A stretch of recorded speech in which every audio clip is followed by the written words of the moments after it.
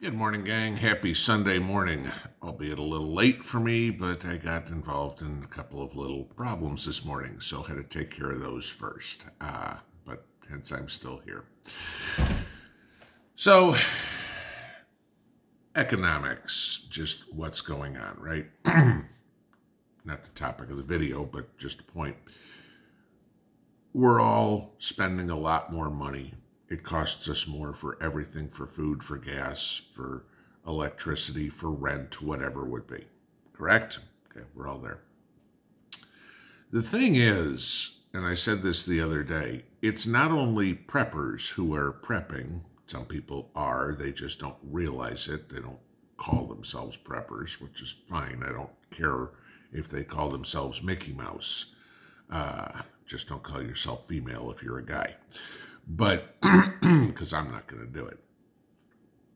But the thing is this, the struggles that we face in this country are not limited to those of the conservative persuasion. It's everybody, okay? Joe's economy is screwing everybody.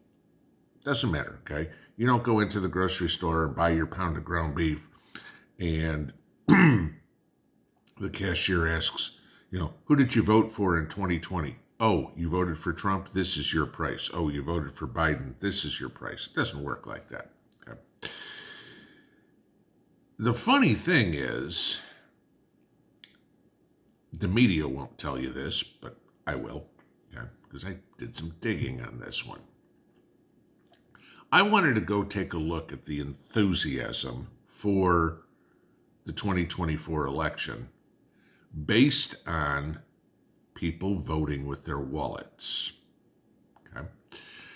Now, I'll agree with everybody that we're not going to vote our way out of this. Okay. I mean, I don't know who coined the phrase years and years and years ago, you can't vote your way out of communism. Well, I hate to tell you this, we're in communism right now, and no, we can't vote our way out of it. Depending on what happens next year with the election, we probably won't be voting our way out, because my bet still is, no matter which side wins, that we're going to have, how to put this without getting in trouble, interesting times in the streets. Let's just leave it that way, and you can read into that as you see fit. Because numbers came out from some polls last week that 40% of Republicans see that the United States is doomed if Joe Biden wins re-election. And 40% of Democrats see that the United States is doomed if Donald Trump wins. Okay. So you have nearly half of the country, either way, going to be highly pissed. And you know what happened, how Democrats get their being pissed off out. They go out and burn, loot, and murder. Okay. Except I have a feeling that conservatives or Trump supporters, or however you want to slice it, are going to be a little bit more ready for them than the gang in Kenosha, Wisconsin, who all hid behind Kyle Rittenhouse were a few years ago. Okay. So I wanted to take a look here and to see what the enthusiasm was for a Joe Biden re-election campaign. Okay. And how some of his large donors were supporting him. Now, I'm going to be on the same sheet of music as a lot of people.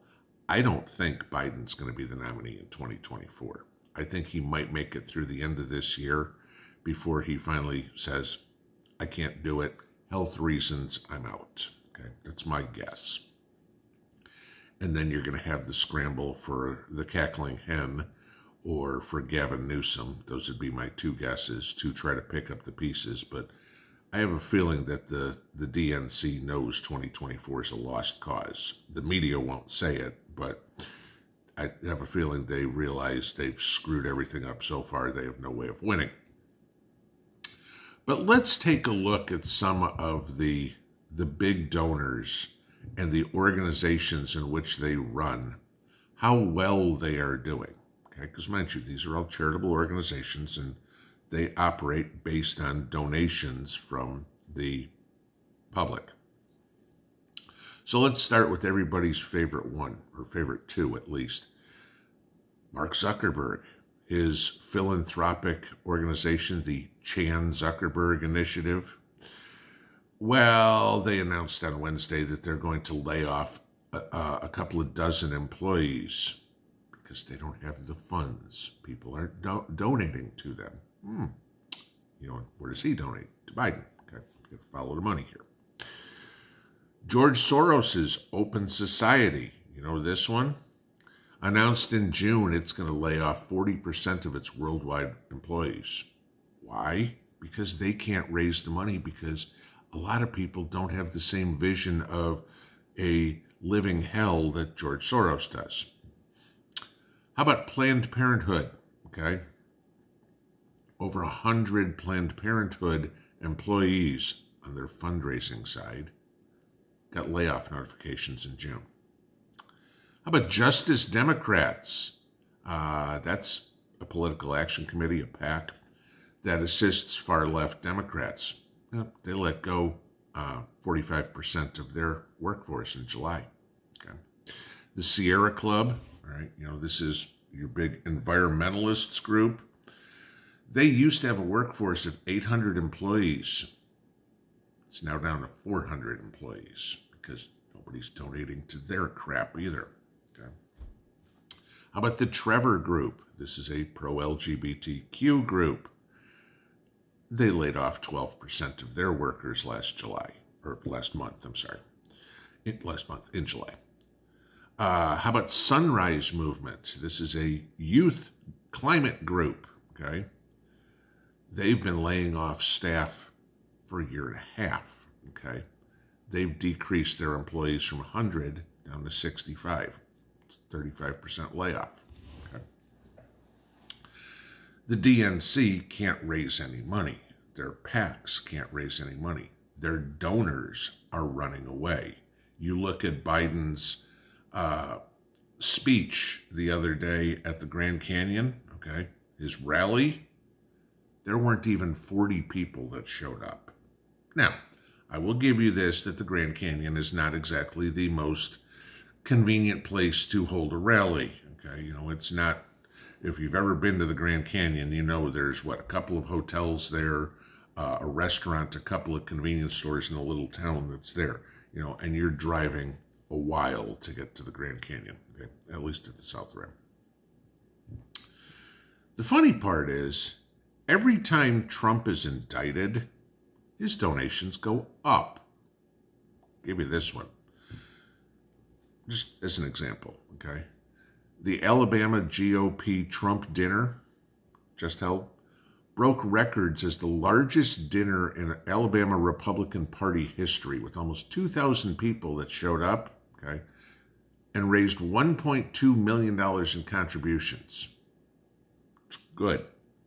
Because so far, the Trump campaign has spent $40 million on lawyers fighting all these bullshit indictments, okay?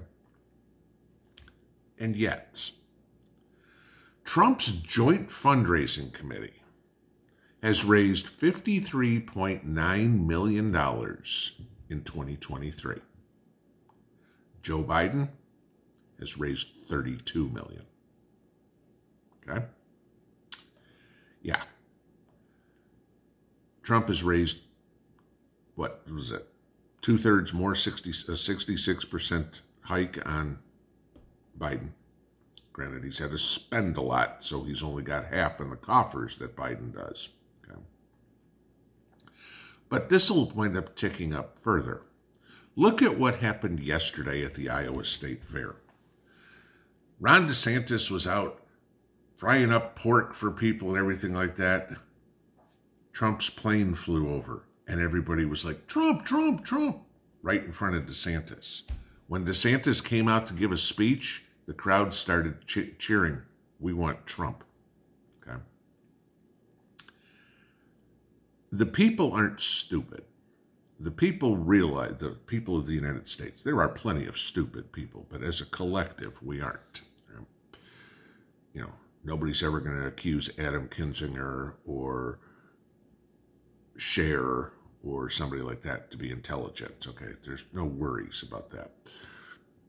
But the people realize that gas is up, food is up, war is up, illegals are up, the inflation is up, paychecks are down, jobs are down, okay, under Joe. Suicides are up. That was Joe's latest new record that he set this week.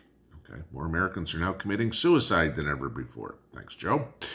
You know, this is your legacy. Live with it. Okay. People are realizing what's going on. And, you know, we all remember 2,000 Mules. If we start collecting all the facts now as to what's going on, it's going to be, and I'd highly suggest the RNC start doing this, is start collecting the facts now. It's going to be very difficult for the DNC to say Joe got 81 million votes again. You know, again, remember, between the two of them, they got 156 million votes on 139 million registered voters in the United States. I'm just saying. Okay. Those are facts, too. Nobody ever talks about that one.